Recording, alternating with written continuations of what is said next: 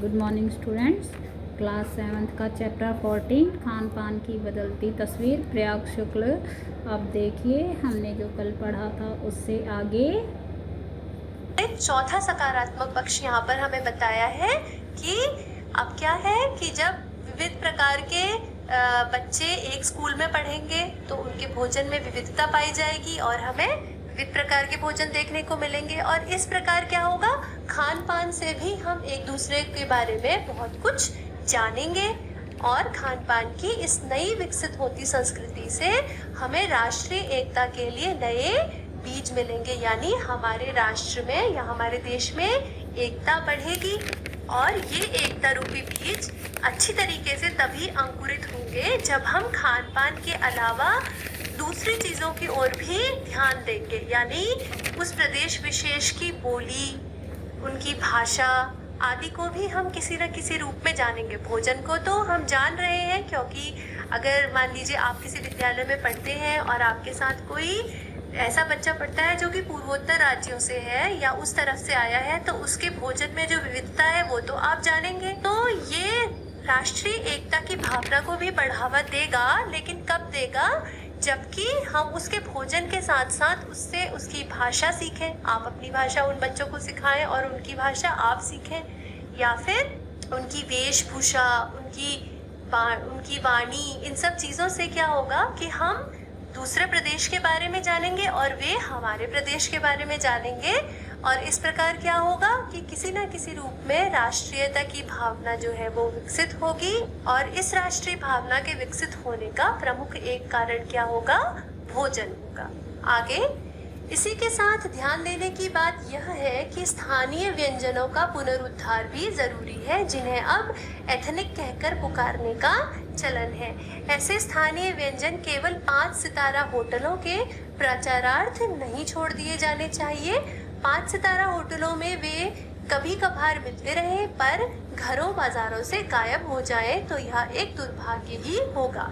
अच्छी तरह बनाई पकाई गई पूड़ियाँ, कचौड़ियाँ, जलेबियाँ भी अब बाजारों से गायब हो रही है। तो लेखक आगे क्या लिखते हैं कि भोजन में जो विविधता हमें देखने को मिल रही है, जिसके बारे में हमने पीछे बात करी, उस विविधता से एक तो राष्ट्रीयता की भावना भी विकसित होगी, अगर उस विविधता के साथ साथ हम दूसरे प्रदेशों की अन्य चीजें भी सीखें। और इसी के साथ साथ हमें क्या करना है कि दूसरे प्रदेशों की चीजें तो सीखनी है, उनके व्यंजनों का भी आनंद उठाना है, लेकिन अपने प्रदेश में मिलने वाले जो स्थानीय व्यंजन है, जिस स्थान पर हम रहते हैं वहाँ पर मिलने वाला जो स्थानीय भोजन है या जो वहाँ पर मिलने वाले स्थानीय व्यंजन है, उनका पुनरुद्धार भी जरूरी है। पुनरुद्धार करना मतलब उनको पुनः उनकी पुरानी स्थिति पर पहुंचाना भी जरूरी है, क्योंकि धीरे धीरे क्या हो रहा है, जैसे जैसे ये व्यंजन बाजारों से गायब होते जा रहे हैं, इन्हें एथनिक यानी पुराने जमाने का कहकर 5 सितारा होटल्स यानी बड़े बड़े होटल्स में इनका प्रचार किया जा रहा है।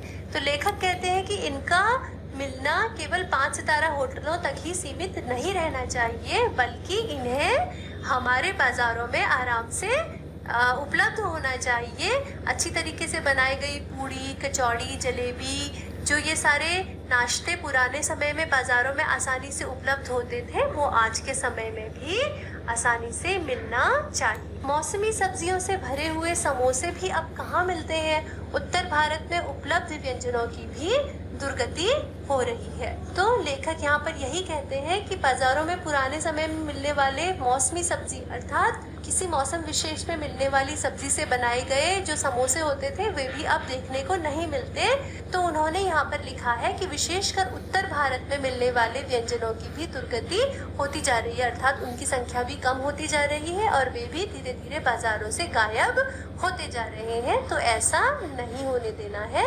आगे लेखक लिखते हैं, अचरज नहीं कि पहले उत्तर भारत में जो चीजें गली मोहल्लों की दुकानों में आम हुआ करती थी, उन्हें अब खास दुकानों में तलाशा जाता है। यह भी एक कड़वा सच है कि कई स्थानीय व्यंजनों को हमने तथाकथित आधुनिकता के चलते छोड़ दिया है और पश्चिम की नकल में बहुत सी ऐसी चीजें अपना ली हैं जो स्वाद, स्वास्थ्य और सरसता के मामले में हमारे बहुत अनुकूल नहीं है। तो लेखक यहाँ पर लिखते हैं कि उत्तर भारत में पुराने समय में गली मोहल्लों में जो व्यंजन आराम से मिल जाते थे या जो भी चीज़ें आम बाज़ारों में मिलती थी, अब उन्हें खास बाज़ारों में तलाशा जाता है क्योंकि वे आसानी से अब मिलती नहीं। और इसी के साथ साथ बहुत सारे ऐसे स्थानीय व्यंजन हैं जिन्हें हमने खाना या पसंद करना छोड़ दिया। क्यों? आधुनिक व्यंजनों की वजह से। या हमें ऐसा लगता था कि हमारे बाज़ारों में मिलने वाले ये स्थानीय व्यंजन जो है वो पुराने हैं और उनका जो स्वाद है वो इतना अच्छा नहीं, या वे हमारे शरीर के लिए अच्छे नहीं हैं, और या फिर हमें विदेशी व्यंजन ज़्यादा अपनी तरफ आकर्षित करते थे, तो हमने अपने स्थानीय व्यंजनों को छोड़ दिया, जो कि गलत है और हमें ऐसा नहीं करना चाहिए। पश्चिम की नकल में हमने ऐसी बहुत सारी चीज़ें अपना ली हैं जो कि स्वाद, स्वास्थ्य और सरसता के मामले में हमारे बिल्कुल अनुकूल नहीं है।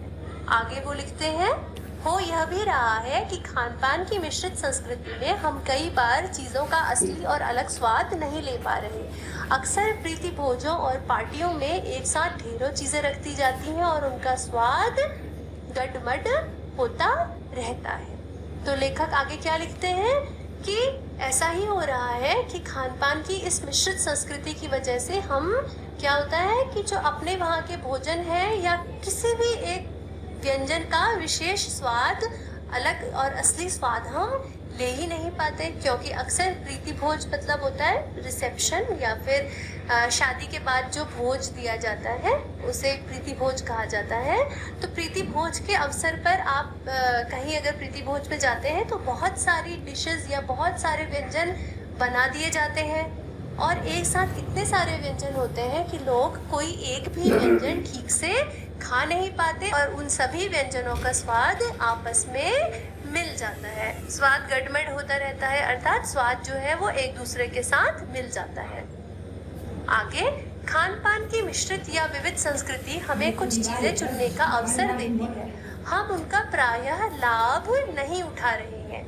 हम अक्सर एक ही प्लेट में कई तरह के और कई बार तो बिल्कुल विपरीत प्रकृति वाले व्यंजन परोस लेना चाहते हैं। तो लेखक यहाँ क्या बता रहे हैं कि खान पान की इस विकसित होती मिश्रित और विविध संस्कृति से हमें चीज़ों को चुनने का अवसर मिलता है, जिसे हम खो देते हैं क्योंकि हम एक साथ बहुत सारे व्यंजन खा लेना चाहते हैं या हर प्रकार के व्यंजन का स्वाद एक ही साथ ले लेना चाहते हैं। तो इससे क्या होता है कि किसी विशेष व्यंजन का स्वाद दूसरे व्यंजन के स्वाद से मिल जाता है और हमें विशुद्ध रूप से उस व्यंजन का स्वाद पता ही नहीं चल पाता।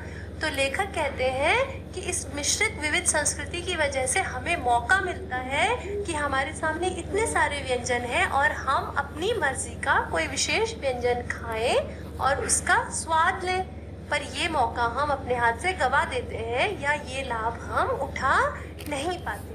हम अक्सर एक ही प्लेट में कई तरह के व्यंजन ले लेते हैं और कई बार जो व्यंजन हम लेते हैं उनकी प्रकृति बिल्कुल ही विपरीत होती है। आगे, इसलिए खान पान की जो मिश्रित विविध संस्कृति बनी है और लग यही रहा है कि यही और अधिक विकसित होने वाली है, उसे तरह तरह से जांचते रहना ज़रूरी है। इसीलिए लेखक अंत में लिखते हैं कि खान पान की जो मिश्रित विविध संस्कृति बन चुकी है और यही आगे के समय में धीरे धीरे विकसित भी होती जा रही है, तो इस विकसित होती मिश्रित विविध संस्कृति को हमें अलग अलग तरीके से जांचते रहना चाहिए।